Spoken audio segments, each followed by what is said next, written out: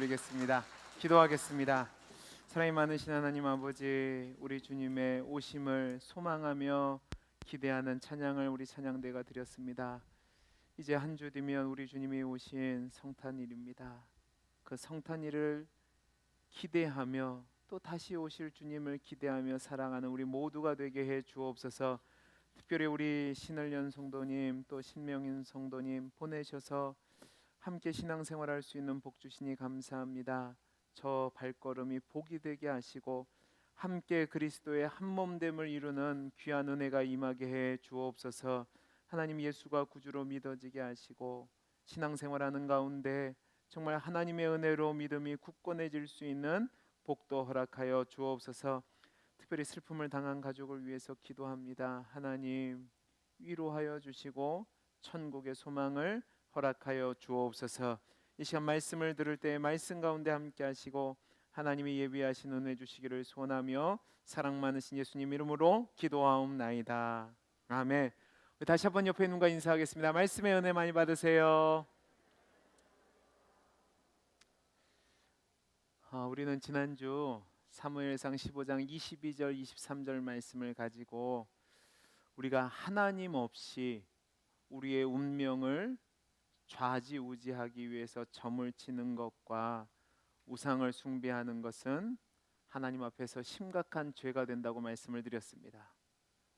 우리의 인생은 하나님 주권 속에 달려 있고 하나님을 의지하고 하나님 뜻대로 살아가야 되는데 내 성공과 내 만족을 위해서 우상을 숭배하고 점치는 것은 왕 되신 하나님, 주권자 되신 하나님을 거역하는 심각한 문제라는 거죠.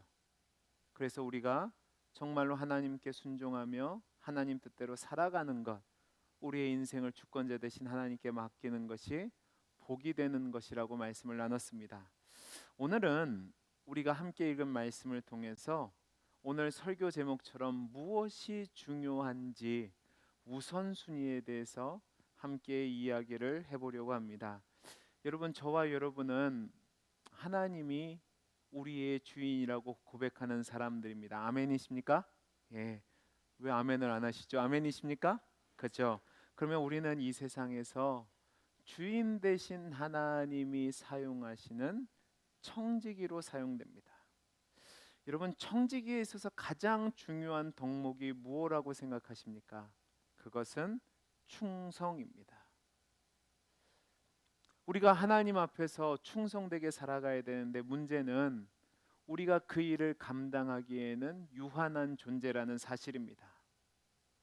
우리는 시간도 한정되어 있고요, 능력도 한정되어 있습니다. 그러다 보니까 하루 안에 할 수 있는 일들이 수백여 가지가 있는데 다 할 수 없어서 중요한 것에 따라서 우선순위를 두고 움직일 수밖에 없는 거죠.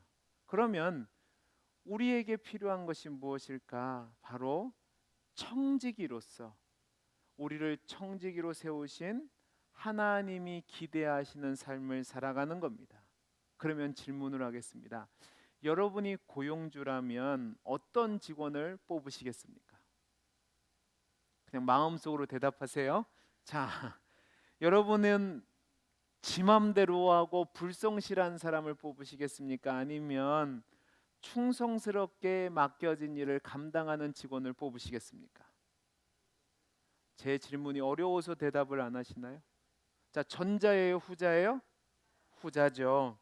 마찬가지로 하나님께서도 충성되고 성실한 청지기를 원하실 겁니다. 하나님이 요구하시는 것을 가장 우선순위로 두고 마음을 다해서 충성을 다하는 것이 하나님이 기뻐하는 청지기의 모습이죠. 그래서 하나님이 맡겨주신 일을 주님을 위하는 마음으로 최선을 다하는 사람을 하나님이 원하실 겁니다. 내 중심에서 벗어나 하나님을 가장 우선으로 하여 사는 삶이죠. 그런데 문제는 우리가 지금까지 살펴본 사울의 모습은 그런 모습이 아니었다는 겁니다. 사울이라는 인물을 우리가 지금까지 살펴봤는데 이 사람은 자신의 현실과 상황에 함몰이 되어서 하나님보다는 다른 것을 더 중요하게 생각하고 다른 것을 더 우선으로 하는 삶을 살다가 결국은 하나님께 버림을 받았습니다. 오늘 그 이야기를 좀 해보려고 하는 겁니다. 자, 우리 오늘 말씀 35절을 같이 한번 읽어볼까요? 35절 같이 읽겠습니다. 시작.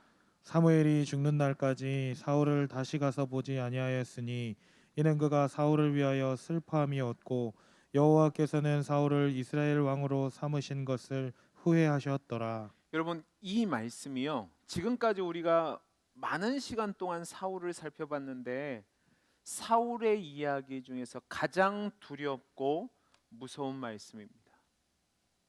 11절을 가보시면 이미 하나님이 사무엘을 사울에게 보내실 때에 내가 사울을 왕으로 세운 것을 후회하노니 그가 돌이켜서 나를 따르지 아니하며 내 명령을 행하지 아니하였음이라 하신지라 사무엘이 근심하여 온 밤을 여호와께 부르짖으니라라는 말씀이 있는데, 여러분 어떻게 보면 비슷한 말씀처럼 보이지만 11절 말씀보다 35절 말씀이 훨씬 더 두려운 말씀입니다.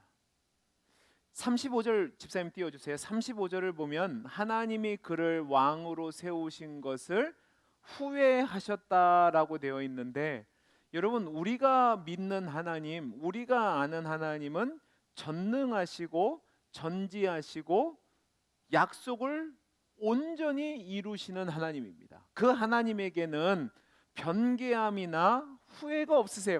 후회함이 있다, 변개함이 있다는 것은 유한하고 모자란 존재들이 하는 거죠. 그런데 오늘 본문을 보면 하나님이 후회하셨다라는 표현을 쓰고 있습니다. 우리 하나님은 인간과 맺은 언약을 반드시 이루시는 언약의 하나님이신데 왜 후회하신다라는 말을 사용했을까? 여러분 이 단어의 의미를 아셔야 됩니다. 히브리어 단어를 보면 후회하다라는 단어는 두 개의 단어가 사용이 됩니다. 하나의 단어는 우리가 그냥 일상적으로 사용하는 우리의 실수나 우리의 연약함으로 인해서 제대로 되지 않았을 때 후회하는 것을 표현할 때 쓰는 단어입니다. 그런데 다른 하나의 단어가 있는데 오늘 본문에서 쓰여진 단어입니다. 그 단어의 뜻은 뭐냐면 측은히 여기다 애석하다라는 뜻을 가지고 있습니다. 그리고 이 단어는 거의 하나님의 후회를 이야기할 때 사용되는 단어입니다. 그러니까 오늘 본문을 가만히 보시면 오늘 본문을 직역하면 내가 내 자신을 후회하였다라는 의미가 되는데, 여기서 이야기하는 후회는 자신의 성품에 있어서 어떤 변화가 있음을 이야기하는 것이 아니라 하나님의 주권적인 뜻에 따라서 사람을 긍휼히 여기거나 사람에 대한 태도에 있어서 변화가 일어나는 것을 말하는 겁니다. 제가 좀 더 쉽게 설명을 해드리면 여기서 하나님이 후회하셨다라는 것은 하나님이 사울을 왕으로 세우신 것 자체에 대한 후회가 아니라 사울의 불순종으로 인해서 하나님과 맺은 언약이 파기된 것에 대한 안타까움의 표현입니다. 그래서 칼빈 선생님은 이 부분을 어떻게 해석을 했냐면 이렇게 해석을 했습니다. 하나님께서 마치 극악한 죄악이 치명적인 고뇌로 자신의 마음을 찌르는 것 이상으로 그것들로 말미암아 괴로움을 당하셨다라는 것입니다.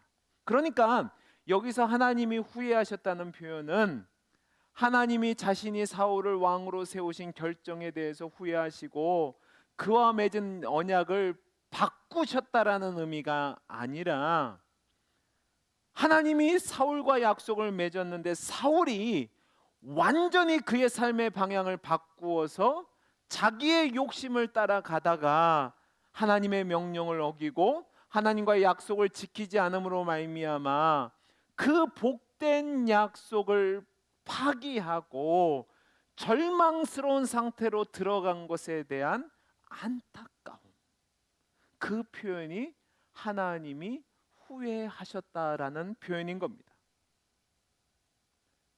이 상황에 대해서 여러분 사무엘을 보면 11절 말씀에는 안타깝게 여기고 근심하여 온 밤을 여호와께 부르짖었다라고 되어 있는데, 이 부르짖었다는 것은 뭐냐면 사울을 왕으로 세우신 그 하나님의 목적이 손상된 것에 대한 두려움과 안타까움으로 잠을 이루지 못하고 하나님께 기도했다라는 표현이 되는 겁니다. 그런데 여러분 35절 보세요. 35절을 보면 사무엘의 태도가 바뀝니다.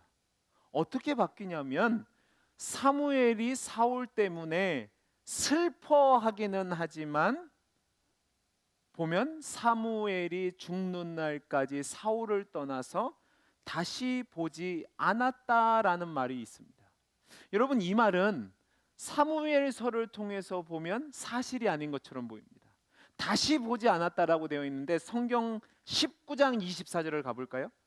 19장 24절을 가면 우리 같이 한번 읽어보겠습니다. 시작. 그가 또 그의 옷을 벗고 사무엘 앞에서 예언을 하며 하룻밤낮을 벗은 몸으로 누웠더라. 그러므로 속담에 이르기를 사울도 선지자 중에 있느냐 하니라. 여러분 24절을 보면 그가 또 그의 옷을 벗었는데 이 그는 누구냐면 사울입니다. 사울이 사무엘 앞에서라고 되어 있으니까, 그러니까 여러분 이 말씀을 보면 사울과 사무엘이 만난 겁니까? 안 만난 겁니까? 만났죠. 그러면 앞에 있는 15장 말씀은 아닌 것처럼 보이잖아요. 근데 여러분 여기서 얘기하는 그를 다시 보지 않았다는 말은 서로 얼굴도 안 봤다 이 표현이 아니라 사무엘이 선지자라는 이스라엘 백성의 영적 지도자라는 공식적인 직분을 가지고서는 그를 만나지 않았다는 말입니다. 그러니까 이 얘기가 뭐냐면 사무엘이 더 이상 사울에게 하나님의 뜻을 전달하지 않았다라는 표현이 되는 겁니다. 이게 얼마나 무서운 말이냐면 사울은 살아있고 왕으로서 직분을 계속 수행하지만 더 이상 하나님이 왕 되신 이스라엘 백성의 왕으로서 인정을 받지 못했다는 겁니다. 하나님께 버림받은 왕으로서 살아있지만 살아있지 않는, 그러니까 살아있으면서도 죽은 자의 삶을 살게 되었다라는 표현입니다. 얼마나 무서운 말씀입니까? 사무엘은 이러한 사울의 비참함 때문에 인간적인 면으로 본다면 자신이 기름 부어 세웠잖아요. 얼마나 잘 되기를 원했겠습니까? 그러니까 그 버림받은 모습에 슬퍼하기는 했지만 하나님 말씀에 불순종하고 하나님을 떠난 왕이고 하나님이 그를 버렸기에 공적인 신부로는 다시 그를 만나지 않았다라는 표현이 되는 겁니다. 이 표현에 대해서 어떤 사람들은 이걸 뭐라고 해석을 하냐면 사울이 하나님 말씀을 어긴 것은 사실이지만 이렇게 비참하게 왕권을 박탈하고 버리신 것은 너무 지나친 처사라고 이야기를 합니다.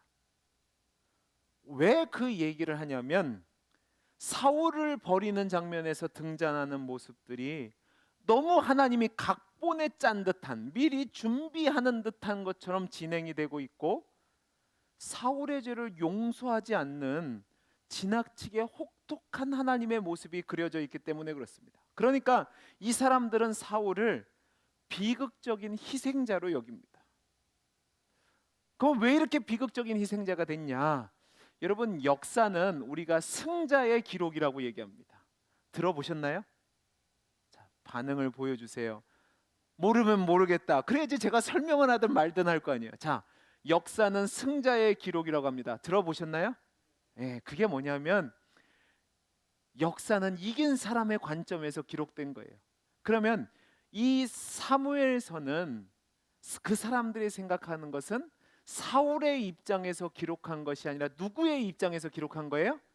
다윗의 입장에서 기록했다고 보는 거예요. 그러니까 이 사람들은 뭐냐면 다윗의 정권과 다윗의 왕권을 정당화하고 그가 왕으로 세움받은 것이 합당하다는 것을 설명하기 위해서 그 과정 속에서 사울을 희생물로 삼았다는 거죠. 그래서 사울의 왕가를 대체한 다윗의 왕가의 정통성을 위해서 사울의 왕가가 버림받았다라는 것을 묘사하기 위해서 이렇게 극단적으로 이야기했다고 얘기합니다. 여러분은 어떻게 생각하십니까? 맞다고 생각하십니까?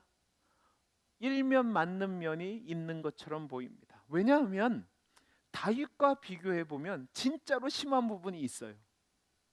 다윗은 우리가 보는 관점에서는 아주 심각한 죄를 지었습니다. 그런데 하나님이 그를 버리시나요, 안 버리시나요?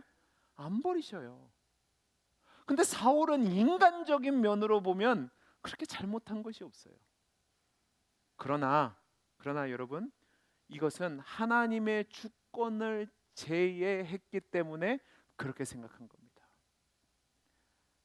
하나님의 주권을 인정하면 하나님은 살리기도 하시고 죽이기도 하시고 높이기도 하시고 낮추시도 하는 하나님입니다. 그 하나님이 이스라엘의 왕으로 사울을 세워 높이실 때에 그를 열방의 왕들과는 달리 하나님과 언약을 맺은 이스라엘 백성의 왕으로서, 그 왕은 다른 왕들처럼 왕이 아니라 하나님이 세우신 종으로서 하나님을 대신하여 이스라엘 백성을 하나님께로 인도하는 그 역할을 감당해야 되는데, 그 왕 대신 하나님의 말씀을 등한시했다는 말입니다. 중요하게 여기지 않고 불순종하였기 때문에 하나님이 그를 이렇게 무섭게, 혹독하게, 어떻게 보면 무자비하게 버리신 겁니다. 그러면 왜 사울이 이런 비극적인 결말을 맞이했을까? 제가 초두에 이야기한 것처럼 우선순위가 잘못되었기 때문에 그렇습니다. 오늘 말씀에 그 모습들이 아주 적나라하게 드러나는데요. 24절 말씀을 보겠습니다. 24절 같이 읽어보죠. 시작. 사울이 사무엘에게 이르되 내가 범죄하였나이다. 내가 여호와의 명령과 당신의 말씀을 어긴 것은 내가 백성을 두려워하여 그들의 말을 청종하였음이니이다. 여러분, 사무엘이 혹독하게 비난하고 심판을 선언하니까 사울의 마음이 녹아내렸습니다. 그래서 24절을 보면 드디어 자신의 죄를 고백하는데요. 여러분, 이 고백을 가만히 들어보시면 회개가 아니라 변명임을 알 수 있습니다. 24절에 뭐라고 얘기하면 자신이 죄를 지은 것이 맞다고 얘기합니다. 그러나 그 다음을 보시기 바랍니다. 자신이 백성을 두려워해서 그들의 말을 들었답니다. 신앙의 공동체인 이스라엘 백성의 왕으로서 여호와 하나님을 두려워해야 되는데 사람을 두려워했답니다. 사울이 이 말을 한 것은요, 변명인데 인간적인 관점으로 보면 충분히 이해할 만한 이유가 있습니다. 여러분, 이스라엘 백성은 지금 처음 왕권이 세워졌습니다. 그리고 우리가 살펴본 것처럼 사울이 처음 왕이 됐을 때에 사울은 베냐민 지파예요. 여러분, 베냐민 지파는 사사기서를 보면 씨가 마를 뻔한 지파였습니다. 그러니까 정통성이 보장되지 않은 지파에서 왕으로 세워졌어요. 그러다 보니까 사울이 왕이 됐을 때에 반대자가 있었습니다. 기억나십니까? 반대자가 있었다고요. 그런 상황에서 왕이 되었다면 그가 이스라엘 백성의 초대 왕으로 백성들을 이끌어 나갈 때에 그에게 있어서 힘이 필요한데 그 가장 큰 힘이 뭐냐? 바로 백성들의 민심입니다. 백성들이 온 마음으로 왕을 밀어줘야지만 다른 중요한 몇 사람이 밀어주는 것보다 훨씬 큰 힘을 발휘하게 되는 거죠. 여러분, 이거는 역사에서 증명된 겁니다.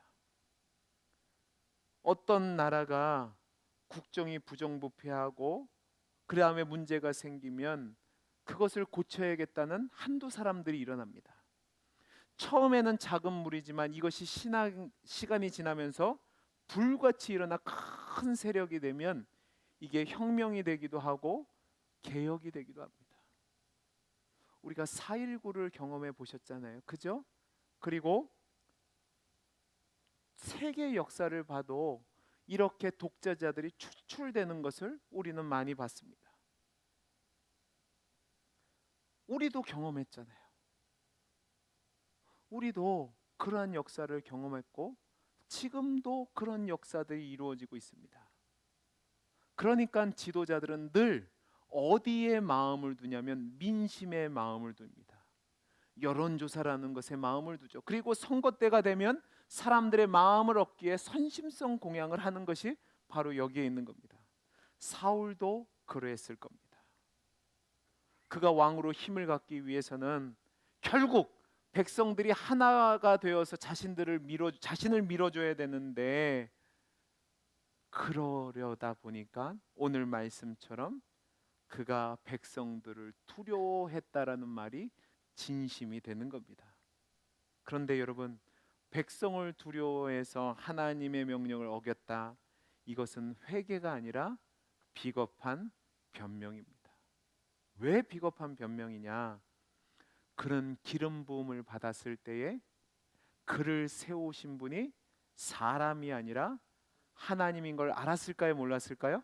알았죠. 그리고 하나님의 명령과 사람들의 민심이 같을 수 없다는 절대성을 가졌다는 것을 알고 있었을 겁니다. 하나님의 명령은 전능하심과 전지하심과 그 다음에 주권 속에서 나오는 공의로우심에 기반된 것인데, 왕의 사명은 그 하나님의 뜻을 백성들에게 전달하는 건데, 백성들이 원치 않고 전리품을 원하고 노량물을 챙기고자 하니까 백성의 말을 듣고 따라갔다? 이게 바로 중요한 것을 놓치는, 그러니까 우선순위를 놓친 어리석은 모습을 보여주는 겁니다. 사울은요, 눈에 보이는 것이 더 중요했던 사람입니다. 확실한 신앙도 없었던 사람이고 하나님에 대한 우선순위가 없었던 거죠. 사울이 진정으로 하나님을 믿고 하나님에 대한 신뢰와 하나님을 주권을 믿었다면, 그리고 그의 왕권이 하나님의 주권 속에 있다는 것을 믿었다면, 그는요, 백성들보다 하나님 말씀을 더 우선순위에 두었을 겁니다. 그는 왕으로서 마음이 없던 사람이에요. 자격이 없던 사람이에요. 그런데 하나님이 그를 왕으로 세웠을 때에 제비를 뽑아서 왕이 됐습니다. 그러니까 이 사람 생각 속에는 뭐냐면, 백성들이 자기를 제비 뽑아 왕으로 세웠다고 착각했는데, 여러분, 이것도 잘못된 생각입니다. 왜 잘못된 생각이냐면, 제비 뽑기는 요즘 사람들이 하는 선거가 아닙니다. 제비 뽑기는 뭐냐면, 어떠한 한 특정한 집단에 한 사람을 뽑기 원해요. 그러면 표식을 해둡니다. 어떤 표식을 했는데 그 표식을 누군가가 뽑으면 그 사람이 뽑히는 게 제비를 뽑는 겁니다. 그러니까 사울도 모든 이스라엘 백성이 모인 자리에서 이스라엘 백성이 밀어서 그가 왕이 된 것이 아니라 어떤 한 표를 뽑았는데 그게 왕의 표였던 겁니다. 그러면 여러분, 제비 뽑기는 사람이 뽑은 겁니까? 하나님이 선택되게 한 겁니까? 하나님이 선택되게 한 거죠. 그런데도 사울은 하나님께 마음을 둔 것이 아니라 사람들에게 마음을 뒀어요. 왠지 아세요? 하나님은 눈에 보이지 않거든요.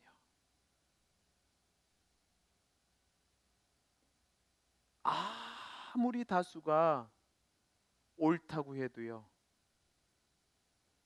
지혜로운 사람의 눈에 볼 때는 그 다수의 일이 어리석은 일이 될 수 있습니다. 그래서 우리가 대중들의 생각을 뭐라고 얘기하냐면 무리의 어리석음이라는 표현을 사용하는 겁니다. 분명히 어리석은 생각과 방법인데 대중의 눈으로 볼 때는 그게 맞게 보여서 따라가는 것, 이게 바로 민주주의 정치의 한계입니다.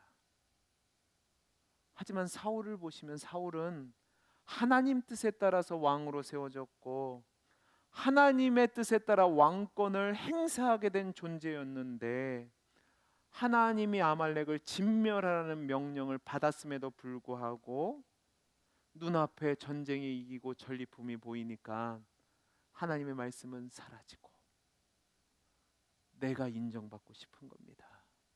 그리고 백성들이 전리품을 원하는 그 눈길이 무서운 겁니다.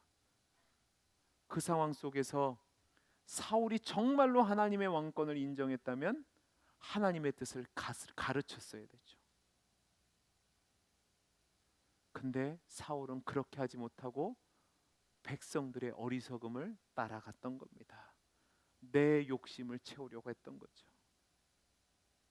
그러니까 그가 백성의 말을 들었다는 것은 거짓말은 아니지만 결국 그가 거짓말을 한 겁니다.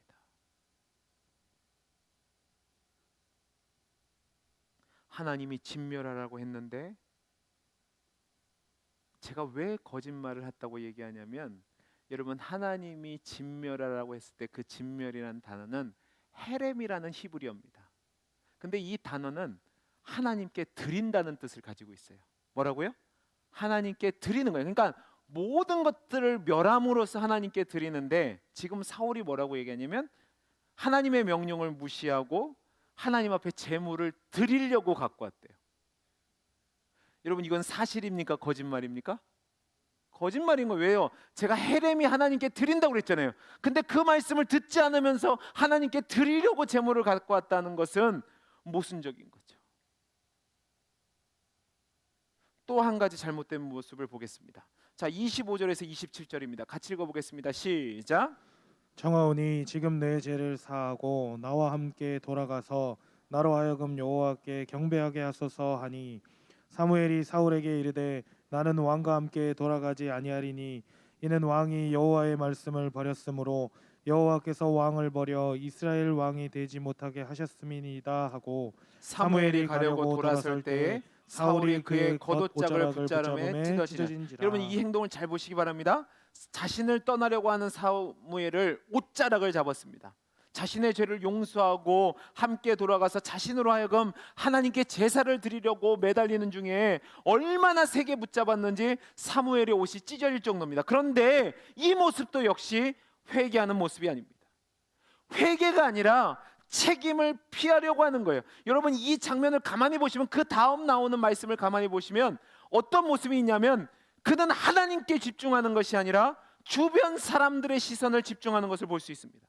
그의 근본적인 요구는 하나님과의 관계 회복이 아니라 백성들 앞에서 자신을 높여달라는 겁니다. 왕 대접해달라는 겁니다. 자신을 높여서 백성들 앞에서 제사를 드림으로, 우리 왕을 하나님이 인정하시는구나, 그 모습을 보여달라는 겁니다. 정말로 자신의 죄를 뉘우쳤다면 하나님께 자신의 죄를 용서를 구하고 하나님의 은혜를 구해야 되는데, 그거는 없이 오로지 사람에게만 관심을 갖고 자신의 인정을 원했다는 말입니다. 하나님께 영광을 돌리는 제사마저도 회개의 기회가 아니라 자신의 왕권을 강화하기 위해서 사무엘도 이용하려고 하는 거죠. 그가 바로 하나님께 버림받은 이유가 여기 있는 겁니다. 그런데 여러분, 잘 보세요. 우리가 다윗을 하나님 마음에 합한 사람이라고 얘기합니다. 근데 다윗은 우리가 성경을 통해서 발견하는 두 개의 큰 실수의 장면이 나옵니다. 하나는 우리아의 아내 밧세바를 범하고 그 다음에 우리아를 죽인 것. 그 다음에 두 번째는 인구 조사를 한 장면이 나옵니다. 그런데 이 두 장면 다 어떤 모습이 나오냐면, 다윗은 철저하게 사람들이 없습니다. 하나님에게 집중합니다. 하나님께 자신의 용서를 구하고 죄를 아뢰고 하나님의 용서를 구합니다. 사람의 판단이 중요한 것이 아니라 하나님 앞에서 자신이 어떤 존재인지에 집중했던 겁니다. 이 사실을 통해서 우리가 반드시 오늘 말씀을 통해서 배워야 될 것이 있는데, 그것은 무엇이냐면, 하나님의 종으로 하나님을 믿고 그의 부르심을 받는 사람이라면, 그래서 쓰임을 받는 자라면 절대로 사람보다 하나님을 더 우선해야 된다는 사실입니다. 사울이 실패한 이유는 하나님이 세운 존재임에도 불구하고 그가 의지하는 세력의 근거가 하나님이 아니라 사람이었습니다. 하나님보다 자신과 사람들이 우선이었던 거죠. 그런데 다윗을 한번 보죠. 다윗이 기름 부어서 하나님께 다음 왕으로 세움을 받았을 때요, 처음에 반대자들이 많았습니다. 그런데 다윗은 항상 그의 생각 속에 어떤 마음을 갖고 있냐면, 자신이 왕으로 기름 부음 받은 것은 자신이 능력이 있어서도 아니고 사람들이 세워서도 아니고 하나님 은혜로 되는 것을 생각했습니다.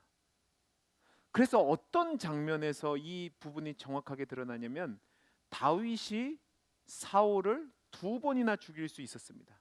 기억나세요? 사울을 두 번이나 죽일 수 있었는데 그때 밑에 있던 사람들은 자신들이 죽일 수 있다고 그랬습니다. 근데 다윗은 누구의 말을 따랐습니까? 백성들의 말을 따랐습니까? 아니면 하나님의 뜻을 따랐습니까? 하나님 뜻을 따랐습니다. 어떻게 보면 바보 같아 보이는 겁니다. 무능해 보일 겁니다. 아니, 거기 있던 사람들의 마음이 다 돌이킬 수도 있었습니다. 그런데 다윗은 하나님께 복종하면 하나님이 백성들의 마음을 주장하셔서 자신에게 복종하게 하실 거라는 믿음이 있었습니다. 그게 바로 하나님 마음에 합한 사람의 모습이죠. 여러분 사도행전 4장을 한번 가볼까요? 16절에서 19절 말씀을 같이 한번 읽어보겠습니다. 같이 읽겠습니다. 시작.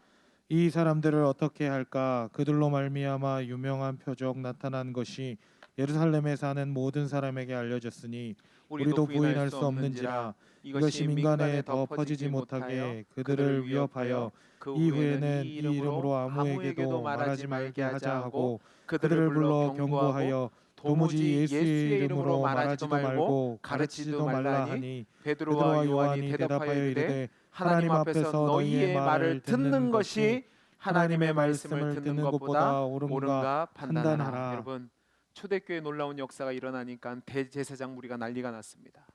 그러니까 베드로와 요한과 다른 제자들을 불러들여서 그들을 향해서 겁박하는 겁니다. 예수의 이름으로 말하지도 말고 가르치지도 말고 전하지도 말라는 거죠. 아마 말을 듣지 않으면 그들을 출교시킬 거라고 협박했을 겁니다. 여기서 얘기하는 출교는 지금의 사형과도 같은 겁니다. 근데 베드로와 요한이 뭐라고 얘기합니까? 하나님 앞에서 너희 말을 듣는 것이 하나님 말씀을 듣는 것보다 옳은가 생각하라. 하나님 말씀 듣는 것이 중요하다는 거죠. 우리 예수님 기억해 보시기 바랍니다. 겟세마네 동산에서 십자가를 지시기 전날 밤 땀방울이 핏방울이 되도록 기도하셨습니다. 근데 하나님이 천사를 붙여서 기도하는 것에 힘을 주시기는 하는데 예수님의 기도에 응답 안 하세요. 예수님의 기도는 뭐죠? 할 수만 있으면 이 잔을 내게서 옮겨 달라는 겁니다. 우리 주님은 그것을 할 능력이 있으셨습니다. 근데 하나님 뜻이 아니에요. 그래서 우리 주님이 내리신 마지막 결론이 뭡니까? 아버지요, 누구의 원대로요? 나의 원대로 마옵시고 아버지의 뜻대로 되기를 원합니다.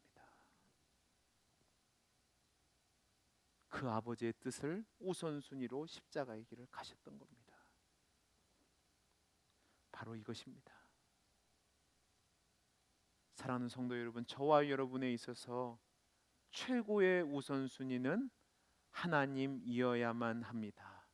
분명히 우리가 살다 보면 사람의 힘과 지지가 필요합니다. 그 힘과 지지와 인기가 있어야 무슨 일을 할 수 있습니다. 그러나 그것으로 되는 것이 아니라 하나님의 주권을 인정하고 하나님께 맡기며 하나님께 순종할 때 그 사람들의 마음도 주시는 거죠. 여러분, 저는 동원교회 담임 목사입니다. 여러분들이 지지해 주셔서 제가 담임 목사가 되었고 여러분이 힘을 주셔야지만 제가 목회를 감당할 수 있는 것 사실입니다. 그러나 저는 여러분의 종이 아니라 하나님의 종입니다. 여러분의 인기, 여러분의 지지, 여러분의 의견 정말로 소중합니다. 그러나 저는 이 교회에서 담임 목사로 쓰임을 받는 동안은 여러분들보다는 하나님의 뜻이 먼저여야만 합니다. 아무도 아멘을 안 하시는 이유는 뭐죠? 분명히 제가 이 일을 감당할 때 여러분의 지지와 힘과 의사가 있어야 된다고 말씀드렸습니다. 그러나 제가 그것 때문에 여러분 눈치나 여러분 기분에 좋은 목사가 되려고 하지 않을 겁니다. 그거는 저도 망하고 여러분도 망하는 겁니다. 여러분의 마음을 움직이시는 분이 하나님이시고 저를 세우신 분이 하나님이시라면 저는 그것을 믿고 하나님 뜻에 가장 우선순위를 두고 목양을 해야 합니다. 그런데 여러분 이걸 오해하지 마세요. 제 마음대로 목회하겠다는 게 아닙니다. 저는 여러분들을 존중할 것이고 여러분의 의견을 함부로 대하지 않을 겁니다. 그러나 진리의 결정의 순간에 있어서는 여러분 뜻보다는 하나님 뜻이 먼저가 되게 할 겁니다.